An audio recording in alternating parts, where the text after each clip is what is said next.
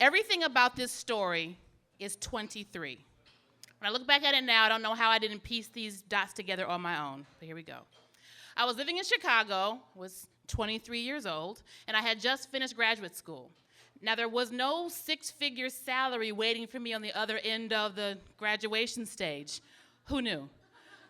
Oh, wait, Daddy knew. That's a whole other conversation, though. But I'm doing okay. I'm doing a lot of freelance work at PR agencies and doing some marketing. I'm a cocktail waitress at one of the most popular clubs in the city.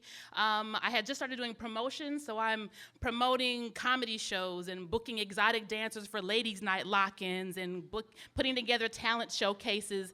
Basically, I'm going out 8 days a week. On top of that, I'm dating a DJ. I am living La Vida 23. But part of living La Vida 23 is being La Vida broke. So I needed to get a part-time job to put everything together, and I wanted to get a job that wouldn't interfere with my social schedule. 23. My first opportunity was to be an escort.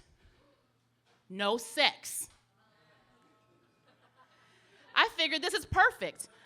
I can be charming and dress up and go to fancy dinners with executives and ambassador types, and I'm on the phone with the HR madam lady person, and she says I couldn't get the job because sending a black girl into her clients' neighborhoods could never be discreet. I'm like, what do we need to be discreet for? Oh, okay. First close call. I knew to ask better questions, make sure I had all the information, because I had decided that this was going to be the section of the want ads. I was going to get this part-time job. I was not going to veer from this. So my next opportunity was to be a hostess. I made sure I had all of the details on point. The job required me to greet the guests as they came in, make sure everybody was having a good time, check on the customers, just be charming. Now, I also had to be comfortable being scantily clad. Now, one of the things about being 23 is I had a 23-year-old body and had no shame in showing it off. So lingerie, bustier, thong, high heels, whatever, bring it on. This is the perfect job for me. I got this.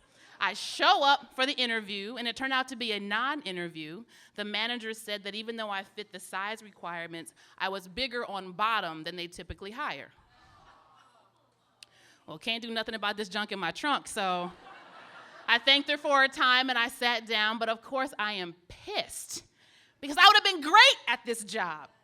I was gonna be charming, and the woman that actually was hostessing when I came, she was surly and she wasn't cute and she wasn't fun. I would have been sparkly as a hostess. So I'm trying to find her I'm waiting for my ride to come, so I just wanna watch her and criticize her silently while I stew. But she wasn't on the floor. And the song changed, and I happened to put my attention to the stage, and who was next on the pole but the hostess? And the new hostess was one of the girls who had just come from the pole. Oh. So how most of these stories are about something or someone saving your ass, this is a story about how my ass saved me from becoming a stripper named Sparkle.